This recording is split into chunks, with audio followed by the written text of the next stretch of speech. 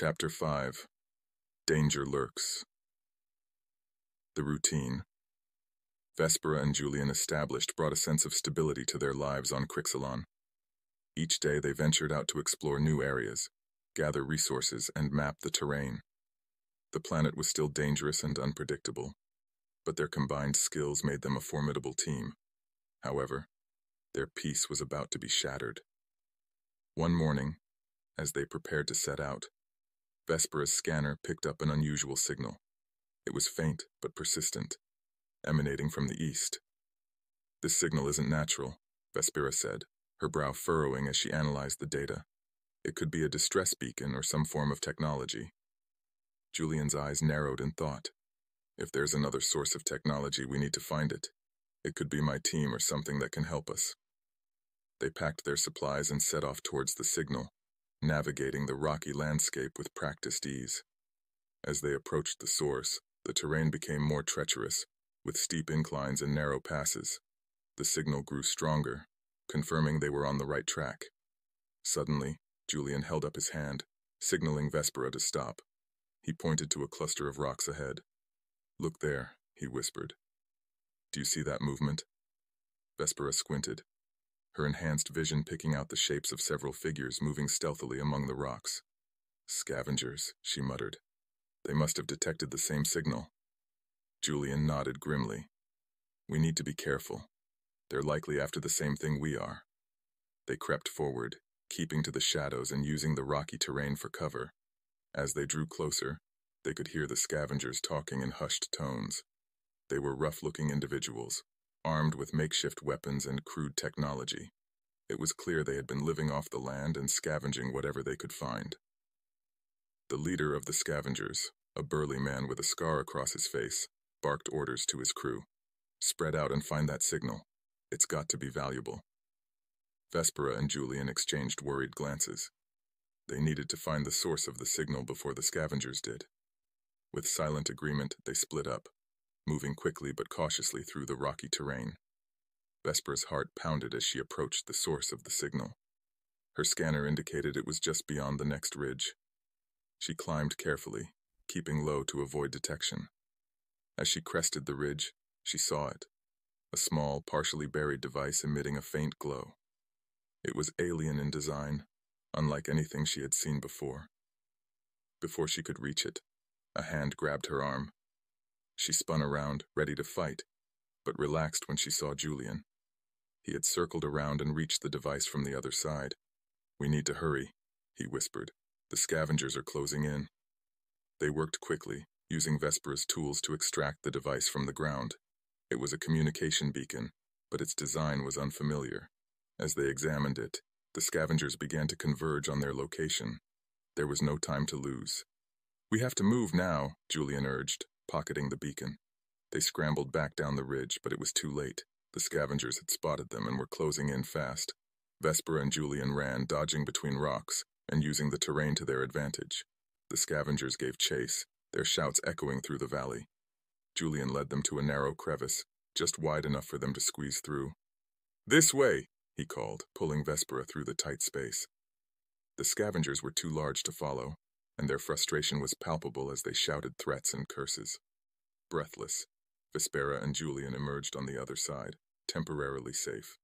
They didn't stop running until they reached a small cave, hidden from view by overhanging rocks.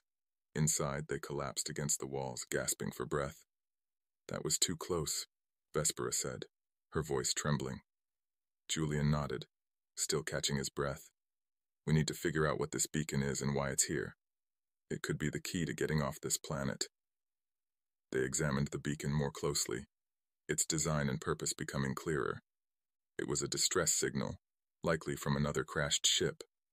The realization hit them both at the same time. There might be others on Crix Salon, others who needed help, or could help them. As they rested in the safety of the cave, Vesper felt a renewed sense of hope. Despite the dangers they faced, she and Julian were not alone in this vast, hostile world. Together they could find a way to survive and perhaps even escape Crix Salon.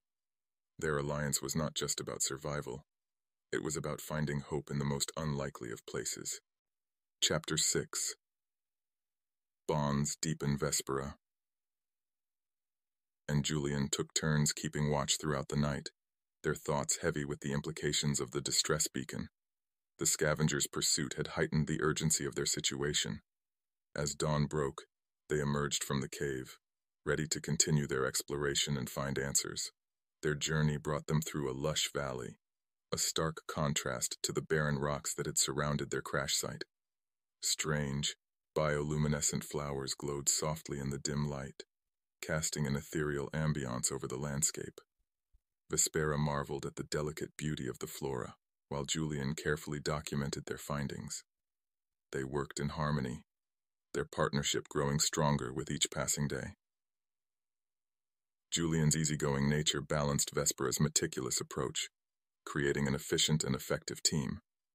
They shared stories of their respective worlds, finding solace in their conversations. Julian recounted tales of Earth's diverse cultures and landscapes, while Vespera spoke of Lithora's advanced cities and technological marvels. One evening, as they sat by a small campfire, Julian turned to Vespera with a thoughtful expression. "I've been thinking about the distress beacon," he said. "If there are others out there, we need to find them. They could have crucial information or resources." Vespera nodded in agreement. "You're right.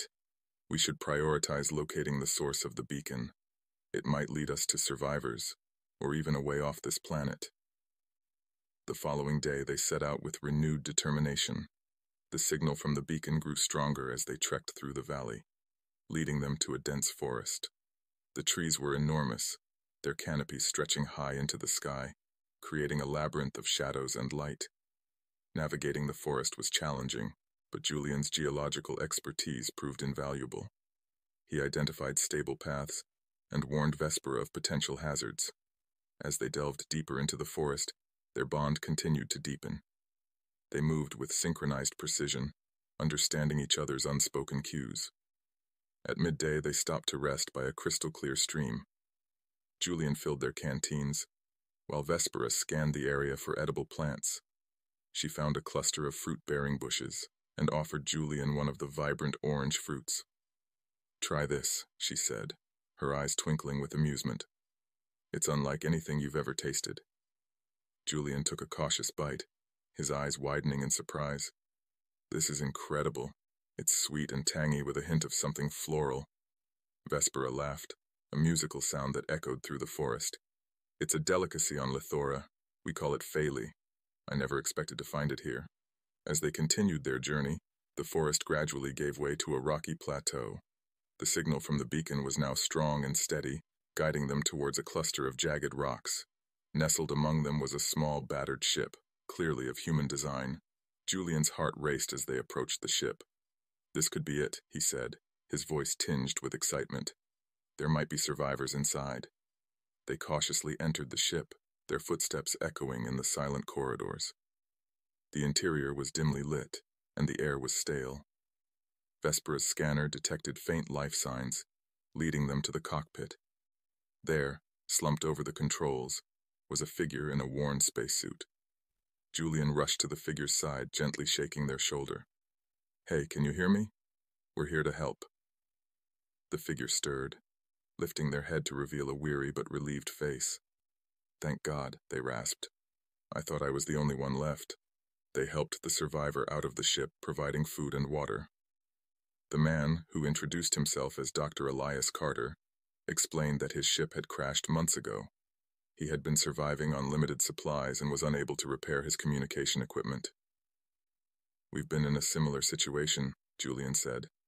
"We're trying to find a way off this planet. Your knowledge could be invaluable." Dr. Carter nodded, his eyes filled with gratitude. "I have detailed maps and data on the planet's resources. Together, we might just have a chance." As they settled in for the night, Vespera felt a profound sense of hope. Their small group had grown, and with it, their chances of survival. She glanced at Julian, her heart swelling with affection. Their bond had deepened into something more than friendship, a connection forged in the fires of adversity. Lying under the starlit sky, Vespera and Julian shared a quiet moment. Julian took her hand, his touch warm and reassuring. We're going to get through this, Vespera. Together. She squeezed his hand, her voice soft but resolute. Together. With renewed determination and a growing bond, they faced the challenges of Crix Salon with hope and courage. Their journey was far from over, but they had each other, and that made all the difference. Chapter 7.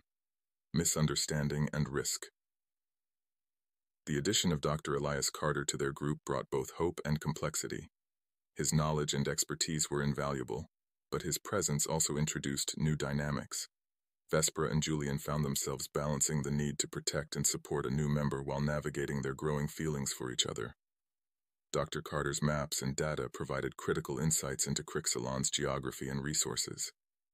He showed them a region rich with the minerals needed to repair their communication equipment. The trio decided to make the journey, despite the potential dangers. The path to the mineral-rich region was arduous. They trekked through dense forests, crossed treacherous ravines, and scaled steep cliffs. Each step brought them closer to their goal, but the journey was fraught with challenges. One afternoon, as they traversed a narrow ledge along a cliff face, Vespera's scanner picked up movement below. She peered over the edge, spotting a group of scavengers making their way toward them. Her heart raced. "Julian, Dr. Carter, we have company," she whispered urgently. Julian and Dr. Carter joined her at the edge, their expressions grim. "We need to move, fast," Julian said. "If they see us, we're in trouble." They quickened their pace, carefully navigating the precarious ledge. Just as they reached the end, a rock slipped under Julian's foot, sending a shower of pebbles down the cliff. The scavengers below looked up, spotting them immediately. "Run!" Julian shouted, urging Vespera and Dr. Carter forward. They sprinted along the ledge, the scavengers hot on their trail. Vespera's heart pounded as she glanced back, seeing the determined faces of their pursuers. They reached a narrow pass between two large boulders, where Julian stopped, turning to face the scavengers. "Go! I'll hold them off," he yelled. Vespera's eyes widened in panic. "Julian, no." But there was no time to argue. She and Dr. Carter continued running, knowing Julian was buying them precious moments. The sounds of struggle echoed behind them, but Vespera forced herself to focus on the path ahead. They needed to find a safe place to regroup and come up with a plan. They emerged into a clearing, panting and exhausted. Vespera turned to Dr. Carter, her voice shaking. "We need to go back for Julian." Dr. Carter nodded, his face pale. "But we can't do it alone. We need a strategy." Just as they were about to discuss their next move, Julian stumbled into the clearing, bloodied but alive. Vespera ran to him, her heart in her throat. "Julian." He smiled weakly, leaning on her for support. "I'm okay, just a little banged up." They quickly found a concealed spot to rest and tend to Julian's wounds. As Vespera cleaned a gash on his arm, she felt a surge of emotions, relief, fear, and something deeper. Julian's eyes met hers, his expression softening. "Thank you," he said quietly, "for everything." Vespera's heart swelled with affection. "We're a team, Julian. We look out for each other." Dr. Carter, who had been watching the interaction, cleared his throat. "I've been thinking. We need to be more cautious. The scavengers are becoming more aggressive. We can't afford any more close calls." Julian nodded, his face serious. "Agreed. We need to stick together and stay vigilant." As they continued their journey, tension simmered beneath the surface. Dr. Carter's cautious nature sometimes clashed with Julian's more impulsive approach, creating friction within the group. Vespera found herself mediating between the two, trying to maintain harmony. One evening, as they set up camp, Vesper overheard a heated conversation between Julian and Dr. Carter. Julian was insisting they press on despite the late hour, while Dr. Carter argued for rest and caution. "We can't keep pushing ourselves like this, Julian," Dr. Carter snapped. "We need to be smart, not just fast." Julian's jaw tightened. "We're running out of time. Every moment we waste gives the scavengers an edge." Vespera stepped in, her voice calm but firm. "Both of you are right. We need to balance urgency with caution. Let's rest for a few hours, then move at first light." Reluctantly, they agreed. As the fire crackled and the stars twinkled above, Vespera sat beside Julian, their shoulders touching.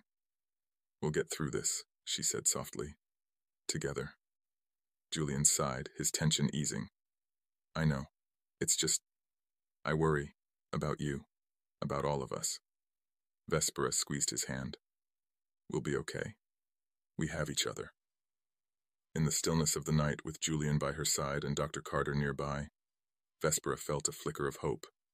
They had faced danger and misunderstandings, but their bond had only grown stronger. They were a team, united by a shared goal and deepening affection. As dawn broke, they packed up and continued their journey. The challenges ahead were daunting, but with Julian and Dr. Carter, Vespera felt ready to face whatever Crix Salon threw at them. Together they would find a way to survive, and perhaps find a way home.